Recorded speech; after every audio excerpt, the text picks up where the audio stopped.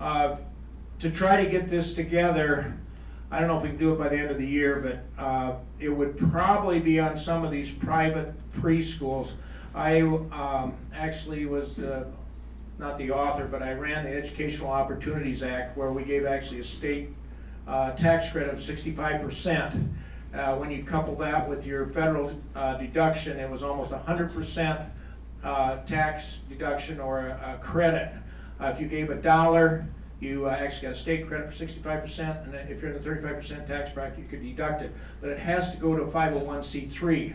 That's where it sort of takes the public preschools out of the equation. But if we could have a similar type of proposal that actually the private preschools would possibly get a tax credit.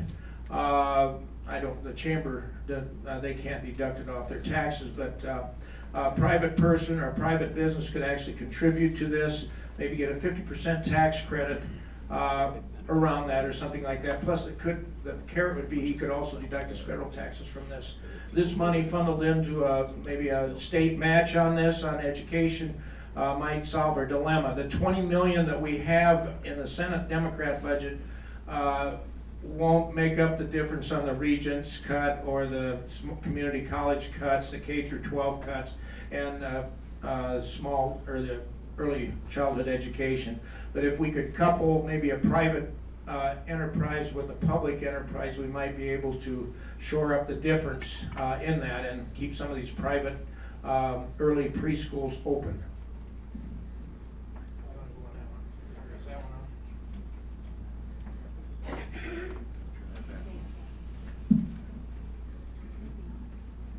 That on? Yeah. I'm the ranking member on transportation, which is probably one of the most bipartisan committees up there.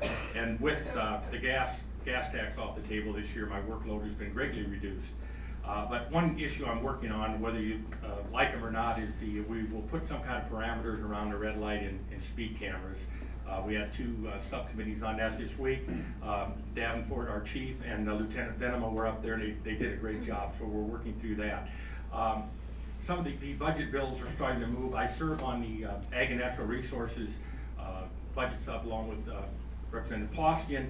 We passed that bill out on Thursday, and he can correct me if I'm wrong, but I think that bill will probably go to appropriations and set until the Senate passes out their version, and I'm pretty sure that all budgets will be that way. This is the first time for a lot of us to ever serve in a where the one house controlled by one party, the other. So that will I think that will be a negotiation process on all the budgets as we work through not only closing down the session, but also we have the reapportionment coming out, which is we'll get that first bill on March the 31st on the Thursday, and then I think they have to have like 3 public hearings on it, and then we will vote that up or down. So I think April 29th, tentatively is 110 days, and hopefully we can get our work completed by then, but I welcome your questions. Hi, I'm Linda Miller, and I'm House District 82, which is Bettendorf, and I'm the chair of Health and Human Services, and so have been spending a lot of my time especially on the mental health redesign and trying to do better with how the counties deliver mental health services. So that bill is supposed to hopefully come out on Wednesday. This is funnel week coming up. March 4th is funnel week, and as most of you know, if it's an individual bill, it has to be out by Friday, otherwise it's dead. So we're all having a lot of subcommittees and trying to get bills out, and the bills that we want to be funnel proof sent to other committees. So you see a lot of jockeying, and it's a really busy week for us. Once we get past Friday, then it gets a little bit less hectic. So I'm also on the preschool. I'm on education. I am on the preschool bill. So I really welcome your comments in regards to that, the governor's preschool bill. And we had our first subcommittee on that this week, and we have another one on Monday. So we're not quite there yet, and we are actually just trying to get through it. So anyhow, and I welcome your questions. I'm going to stand. I like to make some eye contact with people. I'm Cindy Winkler. I'm state representative in House District 86, and that is Davenport. My district starts at the river and moves up the hill, kind of the central corridor of Davenport. I serve on the Education Committee. I am ranking member of Education Appropriations. I am a member of Human Resources Committee and am working on the subcommittee on the mental health rewrite. I also have just now been appointed to the Environmental Protection Committee and serve on appropriations. And so I was mentioning earlier that if Representative Lycum joined Environmental Protection Committee, we'd have a Scott County contingency on the committee, because Ross and Steve and Phyllis and I are all on the Environmental Protection Committee. One of the things that you might be interested in is the fact that House File 45 removed the cut to the passenger rail. And it was passed by the House and it went down to the governor's office. So in that particular bill, that issue is off the table.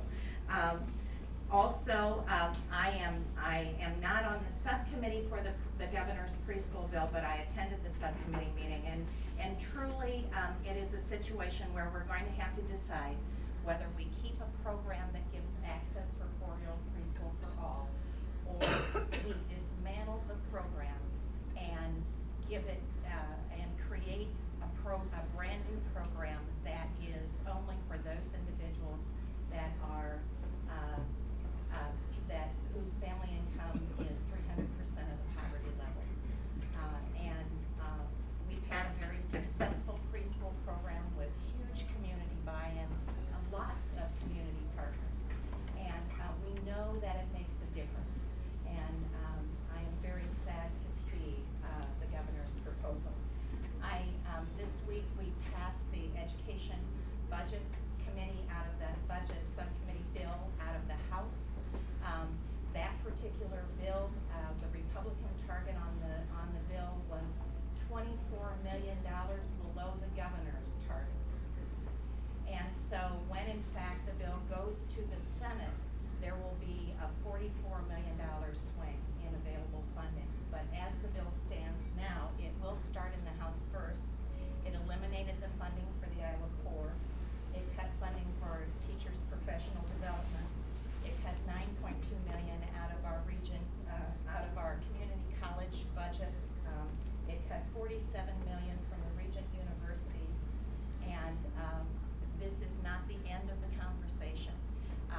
We do not have in that budget allowable growth, but the House passed an allowable growth bill of 0%, which then puts 277 school districts on budget guarantee, which means a property tax increase, because individuals our school districts are allowed to fill the gap of the difference with the 0% budget guarantee and 101% of their previous year budget. And so there's about a $70 million property tax bill that will then be spread across the state with a 0% allowable growth.